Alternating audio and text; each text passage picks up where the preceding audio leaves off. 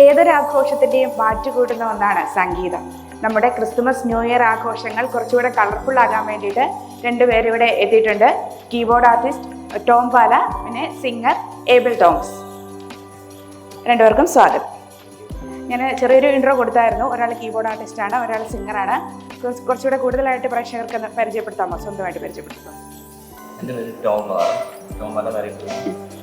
ഞാൻ പാല കമ്മ്യൂണിക്കേഷൻസിൽ ഞാനിവിടെ കീബോർഡിസ്റ്റായിട്ട് വർക്ക് ചെയ്യുന്നു. പിന്നെ പാല കമ്മ്യൂണിക്കേഷനിൽ റെക്കോർഡിങ്ങും മിക്സിങ്ങും ഓക്കെ. ഈബൽ എന്നാണ് പേര്. ഞാൻ ഇപ്പം പഠിച്ചുകൊണ്ടിരിക്കുകയാണ്. ഞാൻ NHQവിൽ മിക്സ് ആൻഡ് മാസ്റ്ററിങ് കോഴ്സ് പഠിച്ചുകൊണ്ടിരിക്കുന്നു. പിന്നെ അത്യാവശ്യം കുറച്ച് കവറുകൾ പാട്ടൊക്കെ പാടും അങ്ങനെ. പിന്നെ ഇതുപോലെ തന്നെ സ്റ്റുഡിയോയിൽ ഇവിടെ ടോമിൻ്റെ സ്റ്റുഡിയോയിൽ തന്നെ വർക്ക് ചെയ്യുന്നുണ്ട്. റെക്കോർഡിങ്ങും കാര്യങ്ങളും മിക്സും കാര്യങ്ങളൊക്കെ ആയിട്ട് വർക്ക് ചെയ്യും. പിന്നെ ഫ്രീലാൻസ് ആയിട്ട്. മിക്സ് ആൻഡ് മാസ്റ്ററിങ് എന്ന് പറഞ്ഞാൽ തന്നെ ഡീറ്റെയിൽ ആയിട്ട് പറഞ്ഞാൽ എന്താ അത്? സൗണ്ടിൻ്റെ തന്നെ നമ്മൾ പോസ്റ്റ് പ്രൊഡക്ഷൻ ഒരു രീതിയിലേക്ക് വരും. റെക്കോർഡിങ് സ്വാഭാവികമായിട്ട് റെക്കോർഡിങ്, പിന്നെ മിക്സ് എന്ന് പറഞ്ഞാൽ അതിൻ്റെ ബാക്കി പ്രോസസ്സിങ് കാര്യങ്ങൾ, എന്തെങ്കിലും മിക്സ് മാസ്റ്ററിങ് കാര്യങ്ങളൊക്കെ. അപ്പോൾ ഒരാൾ കീബോർഡ് ആർട്ടിസ്റ്റാണ്, ഒരാൾ സിംഗറാണ്. നമ്മൾ വന്നിരിക്കുന്നത് ക്രിസ്മസ് ന്യൂ ഇയർ പ്രോഗ്രാമിലേക്ക് വേണ്ടിയിട്ടാണ്. അപ്പോൾ ആ ഒരു ഇൻട്രോ ആയാലോ മ്യൂസിക്കലി? ഓക്കെ, സ്റ്റാർട്ട് ചെയ്യാം. ഓക്കെ.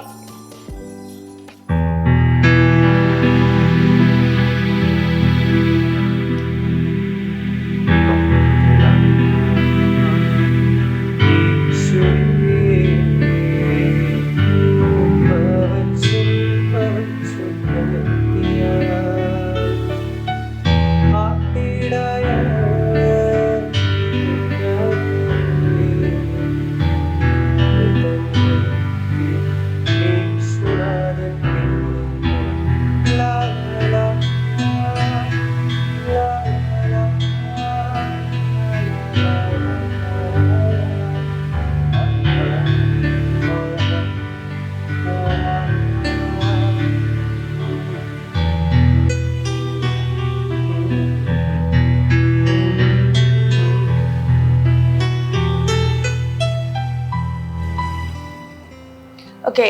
1 മില്യൺ അടിച്ച ഒരു പാട്ടൊക്കെ ഉണ്ടെന്നൊക്കെ കേട്ടല്ലോ. എനിക്കിഷ്ടമുള്ള ഒരു സോങ് ആയിരുന്നു കാൽവരിക്കുന്ന് എന്ന് പറഞ്ഞൊരു സോങ്. പ്രോഗ്രാമിംഗ് ചെയ്യുന്നത് സ്റ്റീഫൻ ഡേവിസ് ആയിരുന്നു. പാട്ട് ഞങ്ങളിങ്ങനെ ഒരു ദിവസം, എനിക്കൊരു ഇഷ്ടത്തിന്റെ പുറത്ത് ഞങ്ങൾ രണ്ടുപേരും കൂടെ ഒരു ദിവസം വെറുതെ ഇരുന്ന് റെക്കോർഡ് ചെയ്തതാണ്. അത് റെക്കോർഡ് ചെയ്തിട്ട് നമുക്ക് എൻ്റെ ഫ്രണ്ട്സ് അല്ലെങ്കിൽ വീട്ടിൽ അങ്ങനെ ഞങ്ങൾ കുറേ ആൾക്കാരൊക്കെ അത് അങ്ങനെ കേട്ട് അവർക്ക് എല്ലാവർക്കും അത് ഇഷ്ടപ്പെട്ടു. പിന്നെ ഞങ്ങളത് ഷൂട്ട് ചെയ്ത് യൂട്യൂബിൽ ഒരു ചെറുതായിട്ട് ഇറക്കിയതാണ്. പക്ഷെ അത് പിന്നെ ഇങ്ങനെ ആൾക്കാർ കണ്ട് പറഞ്ഞ പോലെ ഒരു കുറച്ച് നാളായപ്പോഴത്തേക്കും അതൊരു 15 lakhs അങ്ങാണ്ട് വ്യൂ ആയി. സെലിബ്രിറ്റി ഒന്നുമില്ല നമ്മള്. അങ്ങനെ ആൾക്കാർക്കൊക്കെ അങ്ങനെ കുറെ പേര് അത് കണ്ടിട്ടുണ്ട്. ഓക്കെ. അപ്പൊ കീബോർഡിലേക്ക് ഒരു താല്പര്യം എങ്ങനെയാ വരുന്നത്? വേറെ ഒരുപാട് ഇൻസ്ട്രുമെന്റ്സ് ഉണ്ടല്ലോ, കീബോർഡ് സെലക്ട് ചെയ്യാനുണ്ടാ കാരണം? ചേട്ടനുണ്ട് എനിക്ക്. ചേട്ടനും ഞങ്ങൾ രണ്ടുപേരും കീബോർഡ് പപ്പ പഠിപ്പിക്കുമായിരുന്നു. പപ്പ പണ്ട് ഹാർമോണിയമായിരുന്നു. അപ്പൊ അത് വെച്ചിട്ട് ചേട്ടന് വലിയ താല്പര്യമില്ലാത്ത പോലെ വന്നു. പിന്നെ ഞാൻ വീണ്ടും ഇത് ട്രൈ ചെയ്യുന്ന പോലെ പപ്പയ്ക്ക് തോന്നി. അപ്പൊ ചേട്ടന് താല്പര്യം പറഞ്ഞപ്പോഴത്തേക്കും അനിയന് താല്പര്യം കൂടി. അങ്ങനെ പിന്നെ ഞാൻ കമ്മ്യൂണിക്കേഷനില് 5ാം ക്ലാസ് തൊട്ട് 5 വർഷം 5ാം ക്ലാസ് തൊട്ട് 5 വർഷം അവിടെ പഠിച്ചു. ജോസാറ പഠിച്ചു. അങ്ങനെ അവിടെ തന്നെ പഠിച്ചു. അത് കഴിഞ്ഞ് അവിടുത്തെ കൊയറിനകത്തി വായിക്കാനൊക്കെ പയ്യെ തുടങ്ങി. അങ്ങനെ വെണ്ണായപ്പള്ളി അച്ഛനുള്ള സമയത്താണ് അവിടുത്തെ ഗാനമേളയിലേക്ക് എന്നെ സെലക്ട് ചെയ്തത്. ഗാനമേളയൊക്കെ സ്റ്റാർട്ട് ചെയ്തത് ഏത് പ്രായം തൊട്ടൊക്കെ ആയിരുന്നു? ഗാനമേള ഞാൻ തുടങ്ങി 10th കഴിഞ്ഞ് +2 വന്നപ്പോഴത്തേക്ക് പയ്യെ ചെറിയ റിസപ്ഷൻ അപ്പോഴത്തേക്കും തന്നെ പ്രൊഫഷണൽ ആയി. പയ്യെ റിസപ്ഷൻ പരിപാടി പോകാൻ തുടങ്ങി. അങ്ങനെ പയ്യാണ് +2 കഴിഞ്ഞപ്പോഴാണ് ശരിക്കും വലിയ ഗാനമേളകളിലേക്ക് പോകാൻ തുടങ്ങി. അപ്പൊ സെക്കൻഡ് കീബോർഡിസ്റ്റായിട്ടാണ് ആദ്യം പോകുന്നത്. സെക്കൻഡ് കീബോർഡിസ്റ്റ് എന്ന് പറയുമ്പോൾ നമുക്ക് ഈ ടെക്നിക്കൽ ടേംസ് ഒന്നും ഒരു പരിചയമില്ല, അതുകൊണ്ട് ചില ടീമിലേക്ക് 2 കീബോർഡിസ്റ്റ് ഉണ്ടാവും. അപ്പൊ ഒരാൾ മെയിൻ, കാര്യങ്ങളെല്ലാം പുള്ളിയാണ്. നമ്മൾ കോഴ്സും കാര്യങ്ങളും അങ്ങനെയായിരുന്നു. അങ്ങനെ ഒരു ടീമിൽ ആദ്യം ചെറിയ പാലാ 7 Bells എന്ന് പറഞ്ഞ KGP-ന്റെ ഒരു ഗ്രൂപ്പായിരുന്നു. അതില് വന്നു കഴിഞ്ഞാൽ അപ്പൊ എനിക്കൊരു ഓപ്പറേഷൻ വന്നായിരുന്നു തൈറോയ്ഡ്. അത് കഴിഞ്ഞപ്പോഴത്തേക്കും ഞാൻ അവിടെ നിന്ന് ഇറങ്ങി ഓപ്പറേഷൻ കഴിഞ്ഞാണ് എന്നെ പാല കമ്മ്യൂണിക്കേഷനിൽ വിളിക്കുന്നത് ഇങ്ങോട്ട്. ഇന്നിപ്പം അവിടെ വന്നിട്ടൊരു 13-14 വർഷം ആയി കമ്മ്യൂണിക്കേഷൻ. ഈ കീബോർഡിൽ ഒരു അത്യാവശ്യം എക്സ്പേർട്ട് ഒക്കെ ആകാൻ എന്തോരം പ്രാക്ടീസ് വേണം, എത്ര സമയം വേണം? പ്രാക്ടീസ് നമ്മളത് പ്രാക്ടീസ് ചെയ്യുന്ന പോലെ തന്നെ നമുക്കത് ഒരിക്കലും പറയാൻ പറ്റത്തില്ല. പിന്നെ താല്പര്യമൊക്കെ അല്ലേ നാളുകൊണ്ട് പഠിച്ചു തീർക്കാൻ പറ്റും എന്നുള്ളത് ശരിക്കും പറഞ്ഞാൽ ഒരിക്കലും പഠിച്ചു തീരത്തില്ല. നമ്മുടെ സംഗീത ആനന്ദസാഗരാണെന്ന് പറയുന്ന കീബോർഡും അങ്ങനെയൊക്കെ തന്നെയാണ് അല്ലേ? ഓരോ കാര്യങ്ങൾ പഠിച്ചോണ്ടിരിക്കുകയാണ്. ഇപ്പൊ ഏത് സ്റ്റേജ് വരെ എത്തിയിട്ടുണ്ട്? ഏത് സ്റ്റേജ് പറഞ്ഞു കഴിഞ്ഞാൽ ഒരു പാട്ട് കിട്ടിക്കഴിഞ്ഞാല് നമ്മൾ അതുപോലെ തന്നെ ചെയ്തെടുക്കാനും നമുക്ക് സ്വന്തമായിട്ട് ക്രിയേറ്റ് ചെയ്യാനും അത് പറ്റുന്നുണ്ട്. ആ ഒരു സ്റ്റേജിൽ പ്രോഗ്രാമിംഗ് ചെയ്യുന്നുണ്ട്. അതുകൊണ്ട് തന്നെ അങ്ങനെ കീബോർഡിന് മാത്രമായിട്ട് പ്രോഗ്രാംസ് അങ്ങനെ ചെയ്യാറുണ്ടോ? കീബോർഡ് ഞാൻ ഗാനങ്ങളാണ് കൂടുതലും ചെയ്യാറ്. പിന്നെ സ്റ്റുഡിയോ ഉള്ളതുകൊണ്ട് സ്റ്റുഡിയോയില് പ്രോഗ്രാമിംഗ് വരും. മീൻസ് നമുക്ക് പാട്ടുകൾക്ക് പുതിയ ഓർക്കസ്ട്ര ചെയ്ത് കൊടുക്കുക. കവർ സോങ് ചെയ്യുന്ന അതൊക്കെയല്ലേ? അതൊക്കെയാണല്ലോ ഇപ്പത്തെ ഒരു ട്രെൻഡ് അല്ലേ? കവർ സോങ് പിന്നെ ബാക്ക്ഗ്രൗണ്ട് സ്കോർ അങ്ങനെയുള്ളതെല്ലാം ചെയ്യാറുണ്ട്. അപ്പം അങ്ങനെ ഏറ്റവും കൂടുതൽ പ്രോഗ്രാമിംഗിൽ ഏറ്റവും ഒരു കിട്ടിയത് അകതാരിൽ നിന്ന് പറഞ്ഞൊരു പ്രത്യാനം ഇറങ്ങിയത്. അത് നല്ല കയറിപ്പോയായിരുന്നു. എല്ലാ പള്ളിയിൽ ഇപ്പോഴും പാടുന്നുണ്ട് പാട്ട്. അപ്പൊ അതിലൂടെയാണ് എല്ലാവരും അറിയുന്നത് ശരിക്കും കീബോർഡ് പ്രോഗ്രാമിംഗ് ഉണ്ട് എന്നുള്ളൊരു സംഭവം. അത് ഇങ്ങനെ കുറെ പാട്ടുകൾ ഇങ്ങനെ ചെയ്തു. പിന്നെ ഒത്തിരി സുറിയാനി പാട്ടുകളുണ്ട്, പഴയ കുർബാന, അതിന്റെയൊക്കെ ശരിക്കും അതിന് ഹാർമോണിയം, ഡ്രം, ഒരു മണി അങ്ങനെയൊക്കെ ഉപയോഗിക്കാറ് സാധനം. അപ്പൊ അതിൽ നിന്നൊരു ചേഞ്ച് ചെയ്ത് നമ്മുടെ വെസ്റ്റേൺ ചെയ്ത് ഇറക്കാൻ പറ്റി. അതാണ് ഇപ്പൊ എല്ലാ പള്ളികളും പാടുന്നത്. അത് ശരിക്കും വലിയൊരു ഭാഗ്യമായിരുന്നു. കാരണം റൂഹമണി എന്ന ചാനലിലാണ് അത് വന്നത്. ഇപ്പൊ എല്ലാ പള്ളികളും അതെടുത്ത് പാടുന്നുണ്ട്. അങ്ങനെ ഒരു സംഭവം തുടങ്ങി വെച്ചു. അതിപ്പോ ലോകത്തെല്ലായിടത്തും തന്നെ ശരിക്കും നമ്മുടെ കരമൊക്കെയാണ് പോണത്. ഓ, അത് ഭയങ്കര അച്ചീവ്മെന്റ് ആണല്ലോ. അത്രയൊക്കെ പ്രതീക്ഷിച്ചായിരുന്നോ? ഇല്ല, ഒരിക്കലും നമ്മളത് അച്ഛനത് കണ്ടെത്തുപുള്ളി അച്ഛൻ വെച്ചിട്ടാണ് ചെയ്തത്. കോമഡിയുടെ പുള്ളിയാണ് കാര്യങ്ങളെല്ലാം കോർഡിനേറ്റ് ചെയ്യുന്നത്. അച്ഛൻ കുറെ പേരുടെ അടുത്ത് പോയിട്ടാണ് എന്റെ അടുത്ത് വന്നത്. നമ്മൾ എനിക്ക് അന്ന് ഞാൻ സിസ്റ്റത്തിൽ ചെയ്യുന്നുണ്ട്, ചെയ്യാൻ എളുപ്പമുണ്ട്. കാരണം എനിക്ക് ടൈമിങ് ഭയങ്കര പാടാണ്. ഇപ്പൊ പഴയ പാട്ടുകളൊക്കെ ആവുന്നുണ്ട് കറക്റ്റ് ടൈമിങ് അങ്ങനെ. അപ്പൊ നമുക്കിപ്പോ ഇങ്ങനെ പാടാം, കീബോർഡിൽ ചെയ്യാം. ഈ സിസ്റ്റത്തിലായതുകൊണ്ട് ചെയ്യാൻ എളുപ്പമുള്ളതുകൊണ്ട് അങ്ങനെ. പിന്നെ കവർ സോങ്ങിനെയൊക്കെ കാര്യം പറഞ്ഞല്ലോ, അതിന് ഒരുപാട് ഫാൻസ് ഉണ്ട് ശരി. പക്ഷെ ചിലർ അതിനെ വിമർശിക്കാറുണ്ടല്ലോ, പഴയ പാട്ടിനെ എടുത്ത് അങ്ങനെ ചെയ്തു ഇങ്ങനെ ചെയ്തു എന്നൊക്കെ പറയല്ലോ. എന്താ അഭിപ്രായം? എന്റെ അഭിപ്രായം വെച്ചാൽ നല്ലതാണ്. കാരണം പഴയ പാട്ടുകൾ ഇപ്പോഴത്തെ പിള്ളേരും കൂടുതൽ കേൾക്കുന്നത് ഇങ്ങനെ കവർ സോങ് വന്നതുകൊണ്ടാണ്. പഴയ സ്റ്റൈലില് ഇപ്പോഴത്തെ പിള്ളേർക്ക് ഇഷ്ടപ്പെടാൻ ചാൻസ് കുറവാണ്. പക്ഷെ എന്നാലും നല്ലതാണ്. പക്ഷെ കൂടുതലും ജനങ്ങളിലേക്ക് എത്തുന്നത് ഒരു ന്യൂ ജനറേഷൻ എലമെന്റ്സ് ഒക്കെ ആഡ് ചെയ്തിട്ട് ജനപ്രിയമാക്കുന്നു. ശരിക്കും നല്ലതാ പറയുന്നത്. പിന്നെ അത് ചിലപ്പോ അത് ചില വൃത്തികേടാക്കാറുണ്ട്. അതിനോട് എനിക്ക് താല്പര്യമില്ല. പക്ഷെ അതിന്റെ ഭംഗി കളയാണ്ട് ആ പാട്ടുകൾ പാടി വെച്ചെങ്കിൽ അതേ രീതിയിൽ തന്നെ പാടിയെടുക്കണം. അങ്ങനെയാകുമ്പോ അത് നല്ലതാണ്. മ്യൂസിക് പഠിച്ചിട്ടുണ്ടോ? ഇല്ല, മ്യൂസിക് അങ്ങനെ പഠിച്ചിട്ടില്ല. ഞാനങ്ങനെ ചെറുപ്പം മുതലേ അങ്ങനെ പാട്ടിനോട് വലിയ താല്പര്യമൊന്നും ഇല്ലായിരുന്നു. വീട്ടിൽ നിന്ന് നിർബന്ധിച്ച് സ്കൂളിലൊക്കെ മ്യൂസിക് ക്ലാസ്സിനൊക്കെ പഠിക്കാൻ വിട്ടിട്ടുണ്ട്. പിന്നെ സ്കൂളിൽ പഠിച്ച സമയത്ത് ടീച്ചേഴ്സൊക്കെ മത്സരത്തിനൊക്കെ നിർബന്ധിച്ച് വിടുമായിരുന്നു. പക്ഷെ അന്നേരം നമുക്ക് വലിയ താല്പര്യമില്ല. കൂടുതലും ഞാനൊരു ആൺകൊച്ചെ കാണുള്ളൂ, മിക്കവാറും കൂടുതലും പിള്ളേരായിരിക്കും. ഈ ചെറിയ ക്ലാസ്സിലൊക്കെ നമുക്ക് ഭയങ്കര പാടാണ്. ഒരു കൂട്ടാരും കാണത്തില്ല. അപ്പൊ അങ്ങനെ ചെറിയ ക്ലാസ്സിലൊക്കെ നമ്മളിങ്ങനെ ഭയങ്കരമായിട്ട് അതിൽ നിന്ന് സ്കിപ്പായി പോയിരുന്നു. എന്നാലും കുറെ മത്സരങ്ങൾക്കൊക്കെ പോയിട്ടുണ്ട്. CBSE സ്റ്റേറ്റ് കലോത്സവം വരെയൊക്കെ ഞങ്ങൾ ഗ്രൂപ്പ് ഐറ്റംസിനൊക്കെ പോയിട്ടുണ്ട്. ഞാൻ 10th വരെ പഠിച്ചത് ചോൺശ്ശേരിയിലെ സാന്റ് ജോസിലായിരുന്നു. പിന്നെ +1 +2 ക്ലാസ് 9 സെന്റ് ആൻഡ്രീസിലായിരുന്നു. പിന്നെ ഡിഗ്രി ചെയ്തു ഇവിടെ പാലായിൽ സെന്റ് തോമസ് കോളേജിലായിരുന്നു. ഡിഗ്രി ഒക്കെ ആയപ്പോഴത്തേക്കും മ്യൂസിക്കിലൊക്കെ ഇറങ്ങിയായിരുന്നോ? ഞാനൊരു +1 +2 എത്തിയ സമയത്താണ് കുറച്ചും കൂടെ പാട്ട് പാടണമെന്ന് സ്വയമേ ഒരു തോന്നൽ വന്നു. അപ്പം ഞാൻ സ്കൂളിൽ ആ ഒരു ടൈമിൽ സ്കൂളിൽ പാട്ട് പാടി. അപ്പം നമ്മുടെ ടീച്ചേഴ്സ്, ബാക്കി ഫ്രണ്ട്സ്, അങ്ങനെ എല്ലാവർക്കും ഇഷ്ടപ്പെടാൻ തുടങ്ങി. ആ സമയത്തൊട്ട് ചെറിയ ചെറിയ കവർ സോങ്സ് ഒക്കെ ചെയ്തു തുടങ്ങി. അപ്പം അങ്ങനെ ചെയ്തു വന്നാണ് ഈ പറഞ്ഞ പോലെ കാൽവരിക്കുന്നിൽ എന്ന് പറഞ്ഞൊരു സോങ് ഒക്കെ ചെയ്യുന്ന വന്നത്. അപ്പം അത് പാടിക്കഴിഞ്ഞപ്പോഴാണ് ശരിക്കും പിന്നെ കുറേ പേര് പാട്ട് ആ സോങ് കേട്ടിട്ട് വേറെ കുറേ ഓപ്പർച്യൂണിറ്റീസ് ഒക്കെ വന്നു. നമ്മുടെ കുർബാനയിലെ സീറോ മലബാർ ലിറ്റർജിക്കലിൽ അത് റിവൈസ് ചെയ്ത് തുടർന്ന് 1-2 സോങ്സ് ഒക്കെ പാടാൻ പറ്റും. അപ്പോൾ അത് കേട്ടാണ് പിന്നെ സീറോ മലബാർ സഭ ഫുള്ള് ആ പാട്ട് പഠിച്ചത്. അപ്പം അതൊക്കെ ഒരു ഭയങ്കര ഒരു ഓപ്പർച്യൂണിറ്റി ആയിട്ട് കാണും. പഠിക്കുന്ന സമയത്ത് കോവിഡിന്റെ ടൈമാണ്. അപ്പൊ അങ്ങനെ അധികം ക്ലാസ്സിൽ പോകേണ്ട ഒരു ഇത് വന്നിട്ടില്ല. എന്നാലും അവിടെ പാട്ടൊക്കെ പാടിയിട്ടുണ്ട്. പക്ഷെ ഒത്തിരി അങ്ങ് ആ സമയത്ത് നമ്മള് കോളേജിലേക്ക് പോകണ്ടായിട്ടൊന്നും വരാത്തോണ്ട്. പിന്നെ ഇപ്പം പിന്നെ ഇപ്പോ പഠിക്കുന്ന സ്ഥലത്ത് കുറച്ചും കൂടെ മ്യൂസിക് അല്ലെങ്കിൽ ഇങ്ങനത്തെ ഒരു ഇപ്പൊ പഠിക്കുന്നുണ്ടോ? ഇപ്പൊ പഠിക്കുന്ന ഈ പറഞ്ഞ പോലെ ടെക്നിക്കൽ സൈഡ് പഠിക്കുന്നുള്ളത് കൊണ്ട് അവിടെ കൂടുതൽ മ്യൂസിക് റിലേറ്റഡ് ആയിട്ടുള്ള ആൾക്കാർ അതിന്റെ ടെക്നിക്കൽ സൈഡ് അത് കുറച്ചുകൂടെ നമുക്ക് കാര്യങ്ങൾ പഠിക്കാനും അറിയാനും വളരാനും. ശാസ്ത്രീയമായിട്ട് പാടാൻ പറ്റും. ശാസ്ത്രീയമായിട്ട് പാടുന്നതിനേക്കാൾ ഉപരി അതിന്റെ ബാക്കി ടെക്നിക്കൽ കാര്യങ്ങളൊക്കെ അറിഞ്ഞുകൊണ്ട് പാടാമെന്ന്. അപ്പോൾ 1 മില്യൺ അടിച്ച് വൈറലായ ഒരു പാട്ടിന്റെ കാര്യം പറഞ്ഞു. ആ പാട്ട് നമുക്ക് ഇവിടെ അടുത്തുനിന്ന് കേൾക്കാം.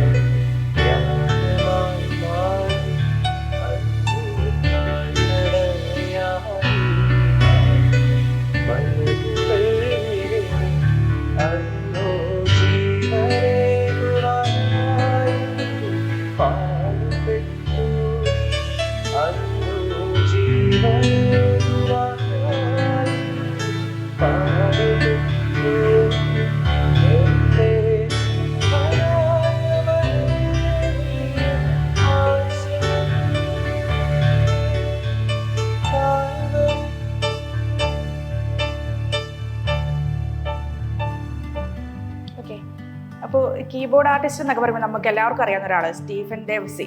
അപ്പൊ അങ്ങനെയുള്ള കുറച്ച് 1-2 പേരുകളൊക്കെ പരിചിതമായിട്ടുള്ളൂ. അതെന്തുകൊണ്ടാണ് അങ്ങനെ? അധികം ആൾക്കാർ വരാത്തതാണോ? എങ്ങനെയാ, എന്തുകൊണ്ടായിരിക്കും അങ്ങനെ?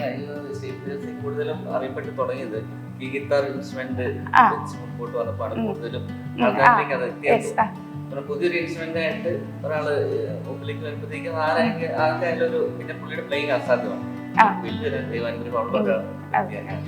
അതുപോലെ പ്ലേ ചെയ്യാൻ പറ്റുന്ന പറഞ്ഞാൽ വലിയൊരു ഭാഗ്യം.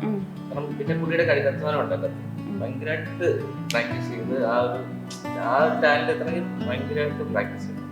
ആ ഒരു രീതിയിലെത്തിയാൽ മാത്രമേ നമുക്ക് ആ ഒരു ഇതുപോലൊക്കെ വായിക്കാൻ പറ്റൂ.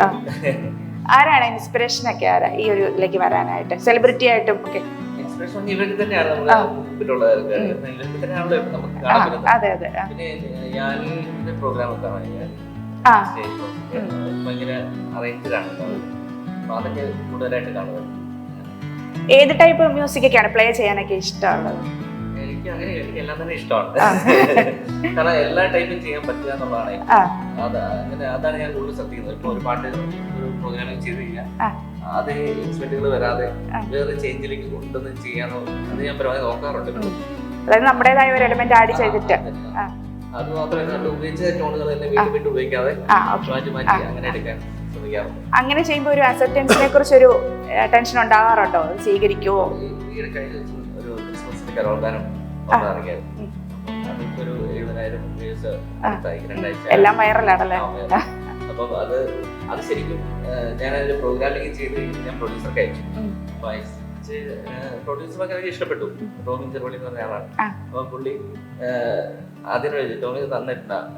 ഞാൻ പറഞ്ഞു ഇത് 2 ഓപ്ഷനാണുള്ളത്. ഒന്നെങ്കിൽ ആൾക്കാർ ഇത് നന്നായിട്ട് എടുക്കും, അല്ലെങ്കിൽ റിജക്ട് ചെയ്യും. കാരണം ആ രീതി സാറ് നമ്മൾ കേൾക്കുന്ന സ്റ്റൈലല്ല, ഒരു DJ ആ ഒരു മിക്സ് ചേർത്ത് ഒരു എനിക്ക് തോന്നുന്നു മലയാളികൾക്ക് അത് അക്സെപ്റ്റ് ചെയ്യാൻ വേണ്ടിട്ട് ഒരു മടിയുള്ളവരാ അല്ലെ? ഒരു പുതിയ കാര്യം വരുമ്പോ ഇഷ്ടമാണ്, അതെ അതെ അതെ ചേഞ്ച് പറഞ്ഞു. പഴയ ആ ഒരു സ്റ്റൈലിൽ തന്നെ ചെയ്യുന്നോണ്ട് കാര്യമില്ല, അതുകൊണ്ട് അങ്ങനെ ചേഞ്ച് പിടിച്ച് ചെയ്തതാണ്. പക്ഷെ അത് എല്ലാവർക്കും ഇഷ്ടപ്പെട്ടു. നല്ല അഭിപ്രായങ്ങൾ കമന്റ്സ് ഒക്കെ ഇഷ്ടപ്പെടുകയുണ്ട്. അത് ചെയ്യാൻ പറ്റുന്നതിന്റെ ഭാഗ്യം. നമ്മള് പ്രേക്ഷകര് പാട്ടൊക്കെ കേട്ട് നന്നായിട്ട് വളരെ മനോഹരമായിട്ട് പാടുന്നുണ്ട്, നല്ല സൗണ്ടാണ്. അപ്പോൾ ഇനി സിനിമയിലേക്കൊക്കെ പാടാൻ ആഗ്രഹമുണ്ടോ? സിനിമ പാടിയോ? എവിടെയൊക്കെയാണ് പാടിയിരിക്കുന്നത് ഒന്ന് പറയാമോ? ആഗ്രഹമുണ്ടെന്ന് വെച്ചാൽ പാടാനൊക്കെ ആഗ്രഹമുണ്ട്. പിന്നെ ഇപ്പൊ പഠിച്ചുകൊണ്ടൊക്കെ ഇരിക്കുകയാണ്. അപ്പൊ ഇത് കഴിഞ്ഞിട്ട് കുറച്ചും കൂടെ ഇതിലേക്ക് കാര്യമായിട്ട് ഇറങ്ങണം എന്നാണ് ആഗ്രഹം. മെയിനായിട്ട് ഇപ്പം ആദ്യം ഇതെല്ലാം ഒന്ന് പഠിക്കുന്നതിന്റെ ഭാഗമാണ്. ഇപ്പൊ എനിക്ക് വീട്ടിലാണെങ്കിലും ഞാൻ സിസ്റ്റം ഒക്കെ വെച്ചിട്ട് വർക്ക് ചെയ്യുന്നുണ്ട്. പിന്നെ കീബോർഡൊക്കെ ചെറുതായിട്ട് പണ്ട് മുതലേ പഠിക്കുന്നുണ്ട്. പക്ഷെ ഞാൻ ഈ പറഞ്ഞ എനിക്ക് ഇച്ചിരി ചെറിയ മടി കാര്യങ്ങളൊക്കെ ഉണ്ട്, അതുകൊണ്ടാണ് തോന്നുന്നു. അപ്പൊ പഠിച്ചു വരുന്നു. അങ്ങനെ ഈ ഒരു മ്യൂസിക് കരിയറിലേക്ക് തന്നെ ആണ് ഇഷ്ടം. പിന്നെ ഞാൻ എൻ്റെതായിട്ടുള്ള രീതിയിൽ ഈ പറഞ്ഞ കുറച്ച് കവർ സോങ്സ് ചെയ്യുന്നുണ്ട്. പിന്നെ ഞാനൊരു മ്യൂസിക് വീഡിയോ ചെയ്യുന്നുണ്ട്. അപ്പോൾ അതിൻ്റെ വർക്ക് ഓൾറെഡി നടക്കുന്നുണ്ട്. കുറച്ച് നാളായിട്ട് അതിൻ്റെ പുറകെയാണ്. ഞാൻ തന്നെ നമ്മൾ കുറച്ച് എനിക്കറിയാവുന്ന ആൾക്കാരെല്ലാവരും കൂടെ ക്ലബ് ചെയ്തിട്ട് ചെയ്യുന്നതാണ്. അപ്പോൾ ഓൺ കോമ്പോസിഷൻ സോങ് ആണ്. അപ്പോൾ ഞങ്ങൾ അതിൻ്റെ ഒരു പണിയിലാണ്. എപ്പത്തേക്ക് ഇറങ്ങും അതൊക്കെ? അതൊരു കുറച്ചും കൂടെ താമസം എടുക്കും. അതിന്റെ വർക്കുകളൊക്കെ നടക്കുന്നതേ ഉള്ളൂ. പിന്നെ ബാക്കി പോസ്റ്റ് പ്രൊഡക്ഷൻ പണികളിലാണ് ഇപ്പം. ഉടനെ അതും ഇറക്കാമെന്ന് പ്രതീക്ഷിക്കുന്നു. ഏത് ടൈപ്പ് സോങ്സ് ഒക്കെ കേൾക്കാൻ ഇഷ്ടം? ആരുടെ ഫേവറേറ്റ് സിംഗേഴ്സ് ഒക്കെ ആരാ? ഫേവറേറ്റ് സിംഗേഴ്സ് എന്ന് പറഞ്ഞാൽ എനിക്ക് അനിരുദ്ധിന്റെ ആ ഒരു ജോണർ സാധനങ്ങൾ ഇഷ്ടമാണ്. പിന്നെ ഞാൻ പാട്ട് ഇഷ്ടപ്പെട്ട് തുടങ്ങിയ സമയത്ത് എനിക്ക് ഹരിശങ്കറിന്റെ ആ ഒരു മെലഡി കാര്യങ്ങൾ അങ്ങനത്തെ എനിക്ക് കുറെ പാട്ടുകൾ ഇഷ്ടമാണ്. എന്നാലും കൂടുതലും എൻ്റെ കേൾക്കുന്ന പാട്ടുകൾ എന്ന് പറഞ്ഞാൽ അനിരുദ്ധ് അങ്ങനെയുള്ള കുറച്ച് ആൾക്കാരുടെയാണ്. പിന്നെ അങ്ങനെ ആ ഒരു രീതിയിലുള്ള പാട്ടുകളാണ് കൂടുതൽ ഇഷ്ടം. പ്രോഗ്രാംസിലും ഷോസിലൊക്കെ പങ്കെടുക്കാറുണ്ടോ? ലൈവ് അങ്ങനെ ഞാൻ പാടാറില്ല. പാടാത്തത് ഒന്ന് ചർച്ചിൽ കൊയറോ കാര്യങ്ങൾ അങ്ങനെയൊക്കെ പാടാറുണ്ട്. പിന്നെ ചെറിയ ചെറിയ ഇതിലൊക്കെ പാടാറുണ്ട്. മൊത്തം പഠിച്ചിട്ടേ പാടുള്ളൂ. എന്നല്ല, എന്നാലും പതുക്കെ അതിലേക്കും കൂടെ ഇറങ്ങണം. എല്ലാം പതുക്കെയാണല്ലേ? ആദ്യം വീട്ടിൽ നിന്നൊക്കെ പറഞ്ഞിട്ട് പാടിയില്ല, പിന്നെ പാടി വൈറലായി, ആകെ സ്റ്റാറായി. അങ്ങനെ പതുക്കെ എല്ലാത്തിലേക്കും പതുക്കെ ഓൾറെഡി ചർച്ച കൊയറ കാര്യങ്ങൾ അങ്ങനത്തെ ഇതിലൊക്കെ ഉണ്ട്. കുറച്ചും കൂടെ കൊയറിലൊക്കെ ഉണ്ട്. ഓക്കെ. അപ്പോൾ ഈ ക്രിസ്തുമസ് ന്യൂ ഇയർ കാലം എന്നൊക്കെ പറയുന്നത് നിങ്ങളുടെ മ്യൂസീഷ്യനെ സംബന്ധിച്ചിടത്തോളം ഒത്തിരി പ്രോഗ്രാംസിന്റെ തിരക്കും ഒക്കെയുള്ള സമയമാണല്ലോ. നിങ്ങളുടെ ഒരു തിരക്കും കാര്യങ്ങളൊക്കെ എങ്ങനെ ഇപ്രാവശ്യം?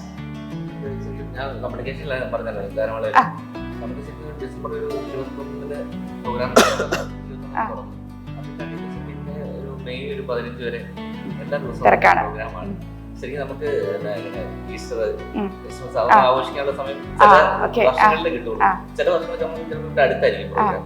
അപ്പൊ അങ്ങനെ നമ്മൾ രാത്രി കുർബാനയും കാര്യങ്ങളൊക്കെ കൂടാൻ പറ്റും. അല്ലെങ്കിൽ അകലൊക്കെ ആണെങ്കിൽ ചിലപ്പോൾ അതൊക്കെ സ്കിപ്പ് ചെയ്യേണ്ടി വരും. എബ്രോഡൊക്കെ പോകാറുണ്ടോ? ഇല്ല, നമുക്ക് ശരിക്കും കേരളത്തിലും പിന്നെ തമിഴ്നാട് അങ്ങനെ വരാറുണ്ട്. കാരണം ഫുൾ ടീമാണ്, നമുക്ക് സൗണ്ട് സിസ്റ്റം അടക്കം മൊത്തം ഫുൾ ടീം ആയതുകൊണ്ട് അങ്ങനെ ഉള്ള പരിപാടികളൊക്കെ ചെയ്യും. പിന്നെ ഇവിടെ തന്നെ കൂടുതൽ വർക്കുകളുണ്ട്. ആവശ്യത്തിന് വർക്ക് ഇവിടെ തന്നെയുണ്ട്. ഒരു ഉപജീവന മാർഗം എന്നുള്ള രീതിയിലൊക്കെ നിങ്ങളുടെ ഈ ഒരു ഫീൽഡൊക്കെ എത്രത്തോളം സ്റ്റേബിൾ ആണ്, എത്രത്തോളം നല്ലതാണ്? ചോദിച്ചു കഴിഞ്ഞാൽ നല്ലത് തന്നെയാണ്. ഞാൻ ശരിക്കും പറഞ്ഞ ഇതിലേക്ക് തന്നെ, പക്ഷെ നമ്മൾ ഇതിൽ തന്നെ ഫോക്കസ് ചെയ്യണം. അതാണ് എന്റെ മെയിൻ സംഭവം. ഇതിൽ തന്നെ ആയിരിക്കണം ഫുൾ ടൈം.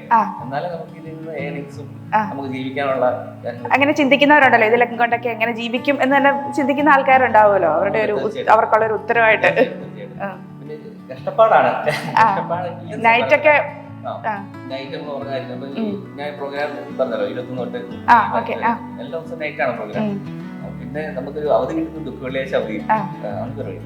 അപ്പൊ അന്ന് അവധി കിട്ടും. ബാക്കിയുള്ള ദിവസം നൈറ്റ്. പിന്നെ വണ്ടി അങ്ങോട്ടും ഇങ്ങോട്ടും യാത്ര ചെയ്യുന്ന സമയത്ത് നമുക്ക് ഉറങ്ങും. പിന്നെ ഇവിടെ വന്ന് കഴിയുമ്പോൾ സ്റ്റുഡിയോ വർക്ക് കാണും. ഞാൻ അവിടെ വണ്ടി ഒന്ന് നേരെ സ്റ്റുഡിയോട്ട് കയറുന്നു. ഓട്ടത്തിലാണ്. പിന്നെ അങ്ങനെ നമുക്ക് സപ്പോർട്ടിങ് ആയിട്ട് കുറെ ആൾക്കാരുണ്ട്.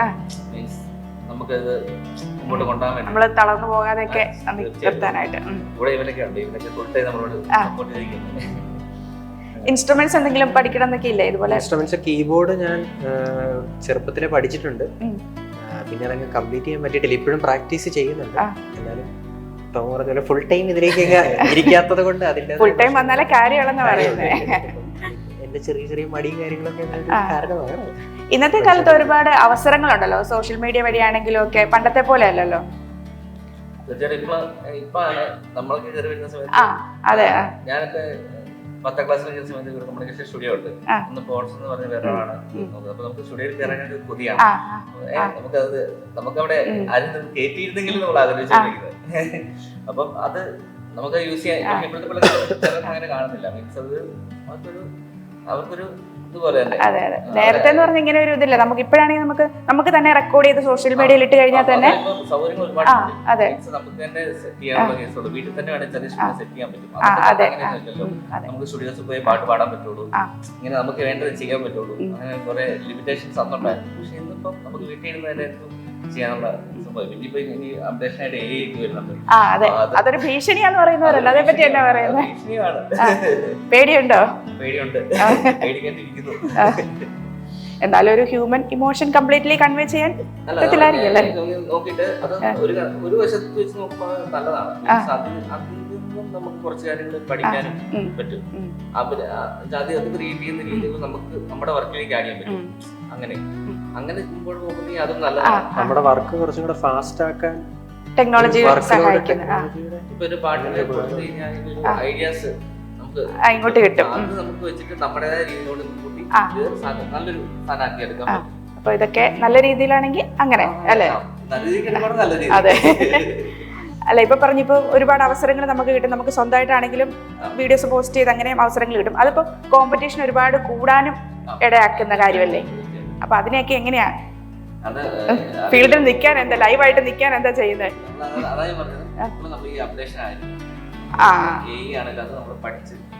അതിന്റെ കാര്യങ്ങളെല്ലാം പഠിച്ചു. ഇപ്പം ഉദാഹരണം പറയുകയാണെങ്കിൽ പണ്ടൊരു പാട്ട് റെക്കോർഡിംഗ് എന്ന് പറഞ്ഞു കഴിഞ്ഞാൽ വയലിൻ, തബല, എല്ലാ ഇൻസ്ട്രുമെന്റ് എല്ലാം ലൈവ് ഇൻസ്ട്രുമെന്റ് വെച്ച് റെക്കോർഡ് ചെയ്ത് പോകാൻ പറ്റുള്ളൂ. അത് കുറച്ച് കഴിയുമ്പോൾ കമ്പ്യൂട്ടറൈസ്ഡ് ആയി, കീബോർഡ് തന്നെ സാധനങ്ങൾ വന്ന് അങ്ങനെ റെക്കോർഡ് ചെയ്തു. അപ്പൊ അവരുടെയൊക്കെ ഒരു വരുമാനം ഇതിന്റെയും പടി അത് കുറയാതിരിക്കാൻ എന്തെങ്കിലും വഴികൾ നിങ്ങളൊക്കെ ഓർത്ത് വെച്ചിട്ടുണ്ടോ? അത് എങ്ങനെ നമുക്ക് തരുന്നോ ആ രീതിയിൽ നമ്മൾ ചെയ്ത് സെറ്റ് ആണ്. ആ രീതിയിലേക്ക് നമ്മുടെ മൈൻഡും അതേ ഉള്ളൂ, വേറെ വഴികളൊന്നും ഇല്ല അല്ലേ? പിടിച്ചു നിൽക്കണം. അതെ. പിന്നെ ഈ ഒരു കീബോർഡ് അത്യാവശ്യം കോസ്റ്റ്ലി ആയിട്ടുള്ള ഒരു ഇൻസ്ട്രുമെന്റ് ആണല്ലോ. അങ്ങനെ ഒന്ന് ആദ്യമായിട്ട് സ്വന്തമാക്കിയത് എന്നായിരുന്നു? ഞാൻ ശരിക്കും 10ാം ക്ലാസ്സിലാണ് ചേച്ചി ഞാൻ എനിക്ക് കീബോർഡ് മേടിച്ച് തരാന്ന് പറഞ്ഞു. അങ്ങനെയാണ് ഈ കോറിന്റെ തന്നെ LE എന്ന് പറഞ്ഞ സിൽവർ കളറാണ് കീബോർഡാണ് ആദ്യം കിട്ടുന്നത്. അത് കഴിഞ്ഞിട്ട് പിന്നെ നമ്മള് തന്നെ ഇതിൽ നിന്ന് തന്നെ വരുമാനം ഉണ്ടാക്കി മേടിച്ച്. ഓ, അത് ശരി. സ്വന്തമായിട്ട് കൂടുതൽ ഇതൊക്കെ ഉള്ളത് എല്ലാം പോകുന്നുണ്ടല്ലോ, അതെല്ലാം കൂട്ടി വെച്ചിങ്ങനെ ഓക്കെ. അപ്പൊ ഇതിലൊക്കെ ഓരോ ഫെസിലിറ്റീസ് കൂടുതലായിട്ട് വരുമല്ലോ. അപ്പൊ ആദ്യത്തെ വെച്ച് നോക്കുമ്പോൾ ഇപ്പൊ കയ്യിലിരിക്കുന്നതുമായിട്ട് എങ്ങനെ കമ്പയർ ചെയ്യുന്നത്? ഇതിന്റെ ശരിക്കും പറഞ്ഞാൽ ഈ മോഡൽ ഇപ്പൊ ഇറങ്ങുന്നില്ല, ഇതിന്റെ പാർട്സുകൾ കിട്ടാൻ തന്നെ ബുദ്ധിമുട്ടാണ്. പക്ഷെ ഇപ്പൊ ഇറങ്ങുന്ന മോഡലിൽ വെച്ച് നോക്കുമ്പോഴും ഇതാണ് ഏറ്റവും ബെറ്റർ. ഇത് എത്ര വർഷം ആയതാ? ഞാനൊരു 2-3 വർഷമായിരുന്നു. അത് ഇതിനു മുമ്പ് ഇത് തന്നെ ഒരു 3-4 കീബോർഡ് ഉണ്ട്. കാരണം ഇതിന്റെ പാർട്സ് കിട്ടാനില്ല, അതൊന്ന് കംപ്ലൈന്റ് ആവില്ല.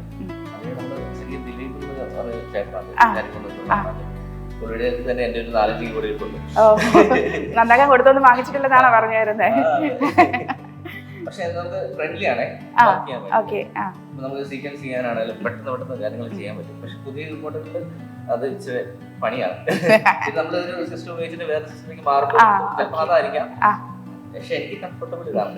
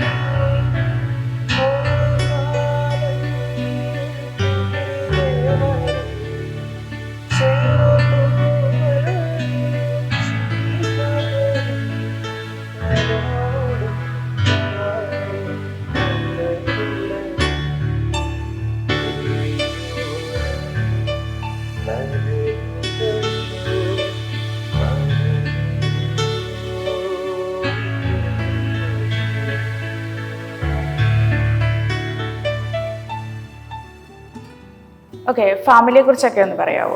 ഫാമിലി വൈഫുണ്ട്, ഒരു മോളുണ്ട്, 1 വയസ്സായുള്ളൂ. പിന്നെ വീട്ടിൽ അമ്മ, അച്ഛൻ, ചേച്ചിയും വെളിയിലാണ്. ഒരു കുടുംബത്തോടെ മോള് പാട്ടൊക്കെ കേട്ട് ശ്രദ്ധിക്കാനൊക്കെ തുടങ്ങിയോ? സപ്പോർട്ടാണ്. അല്ലെങ്കിൽ നൈറ്റ് വർക്കൊന്നും നമുക്ക് വീട്ടുകാരുടെ സപ്പോർട്ടും കൂടെ ഇല്ലാതെ മുന്നോട്ട് കൊണ്ടുപോകാൻ പറ്റത്തില്ലല്ലോ. ഫുള്ള് പാട്ടുകളൊക്കെ കേൾക്കാറുണ്ട്, കേട്ട് അഭിപ്രായങ്ങളൊക്കെ പറയും. ഇത് മറ്റേ പാട്ട് പോലെ എനിക്ക് തോന്നുന്നല്ലോ, വിമർശനം ഉണ്ടല്ലേ? അങ്ങനെ തോന്നുന്നല്ലോ എന്നൊക്കെ പറയും. പിന്നെ ഫുൾ സപ്പോർട്ടാണ്. പിന്നെ ഏറ്റവും കൂടുതൽ വീട്ടിൽ നിന്ന് സപ്പോർട്ടുള്ളത് ചേച്ചിയാണ്. ചേച്ചിയാണ് ഇപ്പം ആദ്യം കീബോർഡ് മേടിച്ചു തരുന്നത് ചേച്ചിയാണ്. ചേച്ചിയാണ് ഫുൾ ടൈം ഫുൾ സപ്പോർട്ട്. ചേച്ചിക്ക് എന്തെങ്കിലും ഇൻട്രസ്റ്റ് ഉണ്ടോ? മ്യൂസിക് പാടുവോ? ചേച്ചിക്ക് ഇഷ്ടമാണ്. അങ്ങനെ അങ്ങനെ ജസ്റ്റ് ചുമ്മാ പാടുന്നുള്ളൂ, അല്ലാതെ അങ്ങനെ പാടുന്നില്ല. ഫാമിലിയെ കുറിച്ച് പറയും. ഞാനും അമ്മയുള്ളൂ. ഫാദർ ചെറുപ്പത്തിൽ മരിച്ചാണ്. പിന്നെ ഞാനും അമ്മയുള്ളൂ വീട്ടിൽ. അമ്മ വീട്ടിലാണേലും പാട്ടൊക്കെ പാടുന്ന എല്ലാവർക്കും ഇഷ്ടമാണ്. എല്ലാവരും ഭയങ്കര ഒരു സപ്പോർട്ടീവ് ആണ് പാട്ടിന്. പിന്നെ +2 ടൈം കഴിഞ്ഞ സമയത്ത് ഇതിലേക്കൊക്കെ ഇറങ്ങുന്നെന്ന് കണ്ടപ്പോൾ ആദ്യമേ കുറച്ച് പ്രശ്നങ്ങളുണ്ടായിരുന്നു. ഞാൻ നേരത്തെ പറഞ്ഞ കാരണം കൊണ്ടാണോ? ഏണിങ്സിന്റെ പ്രശ്നമൊക്കെ അതൊക്കെ കൊണ്ടൊക്കെ ചിന്തിച്ചിട്ടായിരിക്കാം. പിന്നെ ഞാൻ പറഞ്ഞ കൺവിൻസ് ചെയ്തെടുത്തു. അങ്ങനെ ഇപ്പൊ എല്ലാവരും ഭയങ്കര സപ്പോർട്ടീവ് ആണ്. ബാക്കി അവർ തന്നെ വീട്ടിൽ നിന്ന് പഠിപ്പിക്കാനും കാര്യങ്ങൾക്കൊക്കെ എല്ലാവരും അങ്ങനെ. അപ്പോൾ ഈ ഒരു ഫീൽഡിൽ ഇത്ര ബിസി ആയിട്ടൊക്കെ നിൽക്കുമ്പോൾ ആരോടെങ്കിലും കടപ്പാട് അങ്ങനെയൊക്കെ ഇല്ലേ? ആരെങ്കിലും പേരെന്തെങ്കിലും പറയാനുണ്ട്? പ്രോഗ്രാമിങ് ചെയ്യുക, ഓർക്കസ്ട്ര ചെയ്യാന്ന് പറയുന്ന ഒരു പരിപാടി എനിക്ക് നമ്മൾ 10ാം ക്ലാസ്സിൽ ഇവിടെ കരുത്ത് ഉയർന്നു പോയി തുടങ്ങി. അന്ന് തുടങ്ങുമ്പോൾ ഫയലൊക്കെ നമുക്ക് മേടിക്കാൻ കിട്ടും കുറാനിടയ്ക്ക്. അപ്പൊ ഇട്ട് അങ്ങനെ പ്ലേ ചെയ്യാം. പക്ഷെ എനിക്ക് അന്ന് അങ്ങനെ തോന്നിയില്ല. കാരണം ഇത് ഒരാൾ ചെയ്യുന്നതായിരിക്കുമല്ലോ, എന്തുകൊണ്ട് നമ്മൾ ഇത്രയും പൈസ മുടക്കി വാങ്ങിച്ചിട്ട് നമുക്കത് ചെയ്തുവിടാന്നൊരു തോന്നൽ ഉണ്ടായി. അങ്ങനെയാണ് നമ്മൾ തന്നെ ചെയ്യാൻ വേണ്ടി ഉണ്ടായത്. ഇപ്പം അന്ന് ജീവനച്ചൻ എന്ന് പറഞ്ഞ അച്ഛൻ ഫുൾ സപ്പോർട്ടിങ് ആയിരുന്നു ആ സമയത്ത്. ആ കൊയറും കാര്യങ്ങളൊക്കെ ആയിട്ട് അച്ഛനാണ് കൂടുതലും സപ്പോർട്ടിങ് ഉണ്ടായിരുന്നു. അപ്പോൾ ഒരു ദിവസം യുവദാസ്റ്റേറ്റിൽ അന്ന് ഞാൻ വായിക്കുന്നുണ്ടായിരുന്നു പാലായിൽ. വായിച്ചോണ്ടെങ്കിൽ കുർബാന കഴിഞ്ഞത് ഒരു സാധാ കാസറ്റായിട്ട് വന്നു. കാസറ്റായിട്ട് വന്നു ഇതിലൊരു പാട്ടുണ്ട്, കോൺസമ്മയുടെ പാട്ടാണ്, നീ ഇത് ഓർക്കസ്ട്ര ചെയ്യണമെന്ന് പറഞ്ഞു, ചെയ്തു തരണമെന്ന് പറഞ്ഞു. അന്ന് ഓർക്കസ്ട്രേഷൻ എന്താണെന്ന് ഒന്നും അറിയില്ല, നമ്മൾ പാട്ട് കേൾക്കുന്നത് മാത്രമേ ഉള്ളൂ.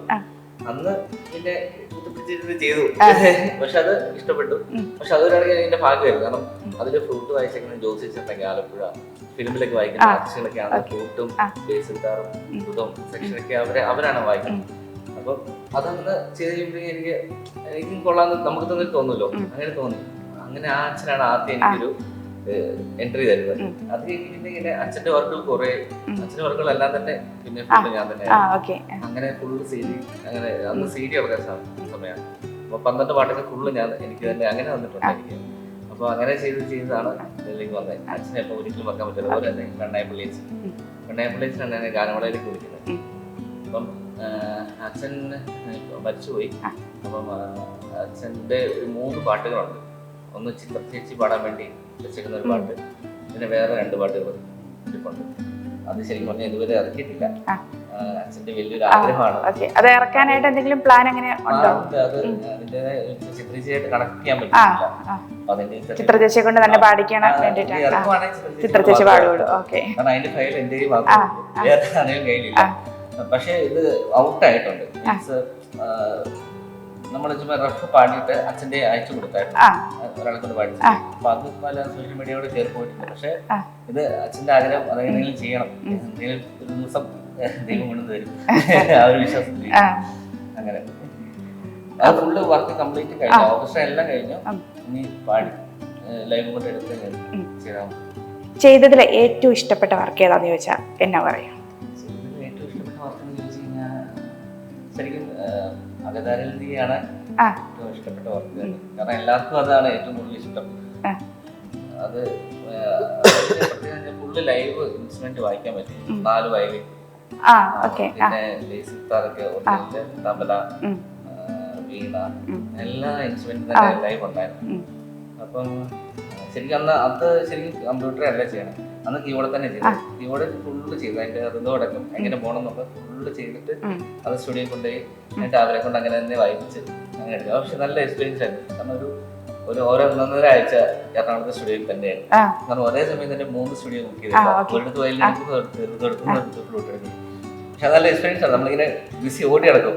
ഇവിടെ ഒരു പാട്ട് ചെയ്യുമ്പോൾ അപ്പുറത്ത് വിളിക്കും, അത് ശരിയാണോ നോക്കാൻ പറ്റും, നമ്മൾ ഓടി നടക്കണം. പക്ഷെ രസമായിരുന്നു. അതൊക്കെ നല്ലൊരു എക്സ്പീരിയൻസ് ആയിരുന്നു. ഇപ്പൊ പറഞ്ഞാൽ അങ്ങനെയുള്ള ഇൻസ്ട്രുമെന്റ്സ് കാണാൻ കുറവായി വരുമല്ലേ? വയലിൻ, വീണ ഒക്കെ ഭയങ്കര എളുപ്പമായി. ഇവിടുന്ന് അയച്ചു കൊടുത്തു, അവിടുന്ന് പാടി തിരിച്ച് വയലിനൊക്കെ അങ്ങനെ അയച്ചു തരും. നമുക്ക് ഇവിടുന്ന് ഫയൽ അയച്ചു കൊടുത്താൽ അവിടുന്ന് അവർ അയച്ചു തിരിച്ചയച്ചു തരും. നമുക്ക് ഇവിടുന്ന് മിക്സ് ചെയ്യാം. അങ്ങനെ ഒരു എളുപ്പമാണ്. ഓക്കെ, ഈ പറഞ്ഞ പാട്ടൊന്ന് പ്ലേ ചെയ്യാൻ പറ്റുമോ? തീർച്ചയായിട്ടും. ഓക്കെ.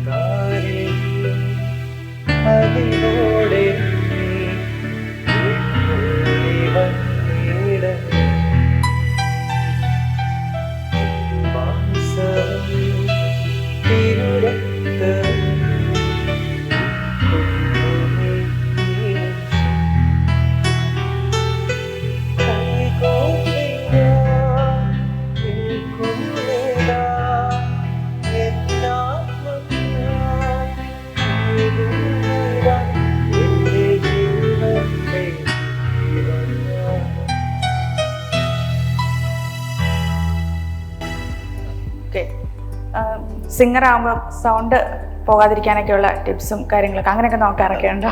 നോക്കാറുണ്ടോന്ന് ചോദിച്ചാൽ എനിക്ക് എപ്പോഴും എല്ലാത്തിലും മടിയാന്ന് പറയും, ഇതിലും മടിയാണെന്ന് അറിയാനാ. മടിയാണോ അങ്ങനെ പ്രത്യേകിച്ച് സത്യം പറഞ്ഞാൽ അതിനുവേണ്ടി ഒന്നും ചെയ്യാറില്ല. പിന്നെ പരമാവധി തണുത്ത വെള്ളം കുടിക്കുന്നത് ഒഴിവാക്കും. പിന്നെ ചെറിയ രീതിക്ക് വോക്കൽ എക്സസൈസ് ഒക്കെ ചെയ്യാറുണ്ട്. അതും അങ്ങനെ എന്താ പറയാ കണ്ടിന്യൂസ്ലി ചെയ്യാറൊന്നുമില്ല, പറ്റുന്ന ദിവസങ്ങളിലൊക്കെ ചെയ്യും. പിന്നെ മെയിനായിട്ട് തണുത്ത വെള്ളമൊക്കെ കുടിക്കാതിരിക്കും. പിന്നെ ചെറിയ ചെറിയ പ്രാക്ടീസുകൾ, പാട്ട് പാടുന്നതിന് ഒരു പ്രാക്ടീസാണ്, അങ്ങനെയുള്ള എക്സസൈസുകളും കാര്യങ്ങളും ഒക്കെ ഉള്ളു. വേറെ അല്ലാണ്ട് പിന്നെ പാട്ട് പഠിക്കാൻ ഇപ്പൊ ഒരു പ്ലാൻ ഉണ്ട്, അതും ഉടനെ ചെയ്യണം. അപ്പൊ ഇനി എന്തൊക്കെയാണ് നിയറസ്റ്റ് ആയിട്ടുള്ള പ്ലാൻസ്? ഏതൊക്കെയാണ് നിയറസ്റ്റ് ആയിട്ടുള്ള പ്ലാൻസ് എന്ന് പറഞ്ഞാൽ എനിക്ക് അല്ലെങ്കിൽ മ്യൂസിക് ഫീൽഡിൽ എന്താകണം ഇനി അങ്ങോട്ട്? മ്യൂസിക് ഫീൽഡിൽ ഈ പറഞ്ഞ പോലെ ഞാൻ ചെറിയ ചെറിയ പാട്ടുകളൊക്കെ കമ്പോസ് ചെയ്തിട്ടുണ്ട്. നമുക്ക് സ്റ്റുഡിയോയിൽ തന്നെ വരുന്ന പാട്ടുകൾ, ചില പാട്ടുകളൊക്കെ കമ്പോസ് ചെയ്തിട്ടുണ്ട്. ഇവിടെ വരുന്ന ചില ഷോർട്ട് ഫിലിംസിലൊക്കെ അതിന്റെ ബാക്ക്ഗ്രൗണ്ട് സ്കോർ ചെയ്യാൻ വരുന്നതിൻ്റെ അടുത്ത് തന്നെ നമുക്ക് ചില പോർഷൻസിൽ ചെറിയ ചെറിയ മ്യൂസിക് പാട്ടുകളെ സാധനങ്ങളൊക്കെ ഉണ്ട്, അതൊക്കെ കമ്പോസ് ചെയ്തിട്ടുണ്ട്. മെയിനായിട്ട് ഒരു സിംഗർ എന്നുള്ള രീതിയിൽ അറിയപ്പെടാനാണ് ഇഷ്ടം, അങ്ങനെയാണ് ആഗ്രഹം. എല്ലാം കർത്താവിൻ്റെ കയ്യിലാണ്. ദൈവം അനുഗ്രഹിക്കുന്ന പോലെ എങ്ങനെയാന്ന് വെച്ചാൽ പ്രാർത്ഥിക്കുന്നുണ്ട്, ബാക്കി എല്ലാം കർത്താവ് തരുന്ന പോലെ. എന്തൊക്കെയാണ് ഇൻ ഫ്യൂച്ചർ എന്തൊക്കെയാണ് ചെയ്യണം എന്നൊക്കെ ആഗ്രഹിക്കുന്നത്?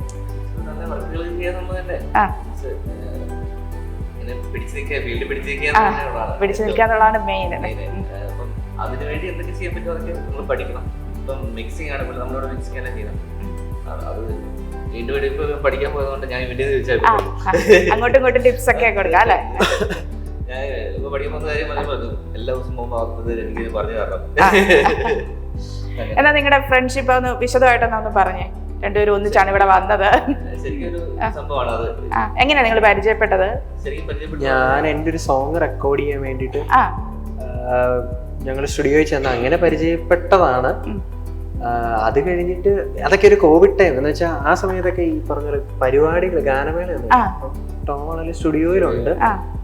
അപ്പം അങ്ങനെ പിന്നെ ഞങ്ങളിങ്ങനെ അതിന്റെ അത് റെക്കോർഡ് ചെയ്ത് ഞാൻ ഓൾറെഡി അത് വേറൊരു സ്റ്റുഡിയോയിൽ റെക്കോർഡ് ചെയ്തിട്ടുണ്ടായിരുന്നു. അപ്പൊ അത് ശരിയാവാഞ്ഞിട്ടാണ് ഞങ്ങൾ ശരിക്കും ഇവിടെ വരുന്നത്. അല്ല, അതിന് മുമ്പ് ഒരു സംഭവം ഇവനതിന് മുമ്പ് എന്നെ വിളിക്കുന്നുണ്ടായിരുന്നു. അപ്പം ശരിക്കും സ്റ്റുഡിയോ നല്ല ഇപ്പം നമ്മളിപ്പം ഒരു വർക്കില്ലെങ്കിൽ അടുത്ത വർക്കിൽ നമ്മൾ കൂട്ടി പിടിക്കണമല്ലോ. അപ്പൊ ഗാനമേള ഇല്ലാത്ത സമയം നമ്മൾ സ്റ്റുഡിയോയിലെ വർക്ക് കണ്ടിന്യൂസ് പിടിക്കുന്നുണ്ടായിരുന്നു. അപ്പൊ ആ പോകുന്ന സമയത്ത് തന്നെ ക്രിസ്മസ് പാട്ട് തന്നെ ആ സമയത്ത് നമുക്കൊരു 10-12 പാട്ട് ഇറങ്ങി. അപ്പൊ അത്രയും ടൈറ്റ് ഷെഡ്യൂളായിട്ടാണ് പോണേ സ്റ്റുഡിയോയില്. ആ ഇടയ്ക്ക് ഇവന് വിളിക്കുന്നുണ്ട്. ഇവൻ ഏബലാണ്, ഇവൻ ചൂണ്ടശ്ശേരി എന്നാ പറയുന്നത് സ്ഥലപ്പേര്. പക്ഷെ ഞാൻ കേൾക്കുന്നത് ചങ്ങനാശ്ശേരി. അപ്പം അങ്ങനെ കുറെ. അപ്പൊ ചങ്ങനാശ്ശേരി എന്ന് പറയുമ്പോ ദൂരം കൂടുതലാണോ?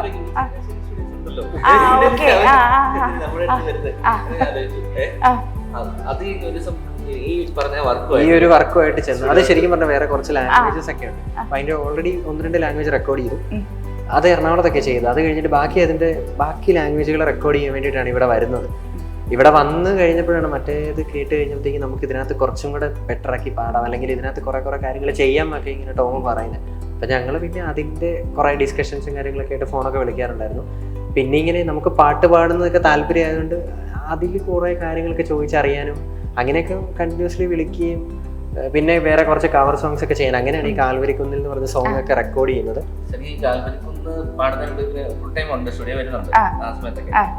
സിംഗർ എന്നുള്ള രീതിയിൽ നമ്മളങ്ങനെ അത് കഴിഞ്ഞ ഒരു ദിവസം ഇവര് ആഗ്രഹം പറഞ്ഞു, കാൽവരിക്കുന്നതിന് പള്ളിയിലൊക്കെ നല്ലതാണെന്ന് പറയുന്നത് എനിക്കൊരു ആഗ്രഹമുണ്ട്. സ്റ്റുഡിയോ റെക്കോർഡ് ചെയ്യാം, കോവിഡ് സമയം, അപ്പം അത്യാവശ്യം തിരക്കെല്ലാം കഴിഞ്ഞ് നിൽക്കുന്ന ഒരു സമയത്ത് അവൻ പറയാം നമുക്ക് സ്റ്റുഡിയോ ഉണ്ടല്ലോ, അപ്പം രാവിലെ വന്ന് റെക്കോർഡ് ചെയ്യാൻ നോക്കും. പക്ഷെ അത് നന്നായിട്ട് അത് പാടി, മീൻസ് അത് മണിക്കൂറുകൾ എടുത്ത് വെച്ച് നമ്മളത് പെർഫെക്ഷൻ വേണമെന്ന് വെച്ച് ഒറിജിനൽ കേട്ട് അതേ രീതിക്ക് തന്നെ പാടിച്ചെടുക്കും. ഞാൻ അങ്ങനെ പാടിക്കാൻ ഇങ്ങനെ പിടിക്കുന്ന ഒരാളാ, മീൻസ് പാട്ട് പാടിച്ച്. അപ്പം എത്ര ടേക്ക് എടുത്താലും ഒക്കെ എനിക്ക് മനസ്സിലായ സപ്പോർട്ട് അത് കിട്ടിയിട്ട് ഞാൻ പെർഫെക്റ്റ് ആയിരിക്കണം. അങ്ങനെ അപ്പം അങ്ങനെ നന്നായിട്ട് പാടി. എനിക്ക് ആ പാടി കഴിഞ്ഞപ്പോ ആണ് ഇവര് ഇത്രയും കാലിബർ ഉണ്ടെന്ന് അറിഞ്ഞത്. അന്നാണ് എനിക്ക് മനസ്സിലായത്. അന്ന് തൊട്ട് ഞാൻ പിന്നെ കൈവിട്ടിട്ടില്ല. ഭയങ്കര കമ്പനിയാണ്, പിന്നെ കുറെ വർക്ക് ചെയ്തു. പിന്നെ എനിക്കും ഭയങ്കര പറയാനാണ്, കാരണം ഇപ്പൊ ഒരു ഓപ്ഷൻ ഒരാളെ ഒരു പാട്ട് തന്നു കഴിഞ്ഞാൽ ഒരാൾ പാടിയിട്ട് കഴിഞ്ഞാൽ നമുക്ക് ചെയ്യാൻ എളുപ്പമാണ്. അപ്പൊ ഞാൻ ഫുൾ ടൈം ഇതിനാണ് എന്റെ ഏത് പാട്ട് ആ സമയത്ത് ഫുള്ള് സ്റ്റുഡിയോയിൽ. അപ്പൊ ആ സമയത്ത് പിന്നെ എനിക്ക് കുറെ കാര്യങ്ങൾ പഠിക്കാൻ പറ്റിയിട്ട് ടോമിന്റെ അടുത്ത്. എനിക്ക് അങ്ങനെ എൻ്റെ ഒരു എന്താ പറയാ മെന്റർ എന്നുള്ള രീതിയിൽ മ്യൂസിക്കിലെ ബാക്കി എനിക്ക് കാര്യങ്ങളെല്ലാം പറഞ്ഞു തന്നിട്ടുള്ള ടോമാണ്. പിന്നെ അതുപോലെ എനിക്ക് പറഞ്ഞ ടോം പറഞ്ഞ പോലെ തന്നെ ഡോൺ ബോസ്കോ കണ്ടെത്തിക്കുടിയിൽ അച്ഛനാണ് എന്നെ ആദ്യം വേറൊരു പാട്ട് പാടിക്കുന്നത്. അപ്പൊ അങ്ങനെ ഇവര് രണ്ടുപേരുമാണ് എൻ്റെ ഒരു മ്യൂസിക്കിലുള്ള ഒരു ഗൈഡ്, ഒരു മെന്റർ എന്നൊക്കെയുള്ള രീതിയിൽ പറയാൻ പറ്റുന്നത്. അങ്ങനെ ഒരു കമ്പനിയാണ് ഞങ്ങളുടെ. ഓക്കെ, കമ്പനി ഇനി ഇങ്ങനെ പരസ്പരം സപ്പോർട്ടായിട്ട് മുന്നോട്ട് പോട്ടെ എന്ന് ഞങ്ങൾ ആശംസിക്കുന്നു.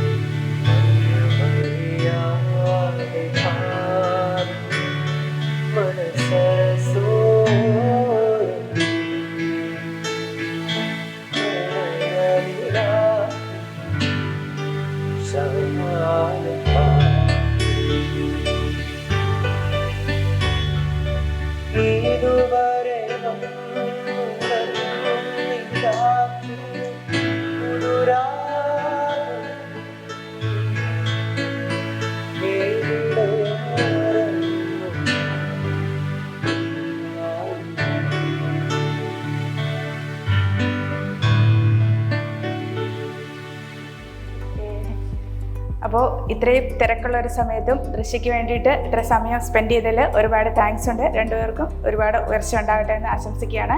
എല്ലാ ദൃശ്യ പ്രേക്ഷകർക്കും merry Christmas and happy new year.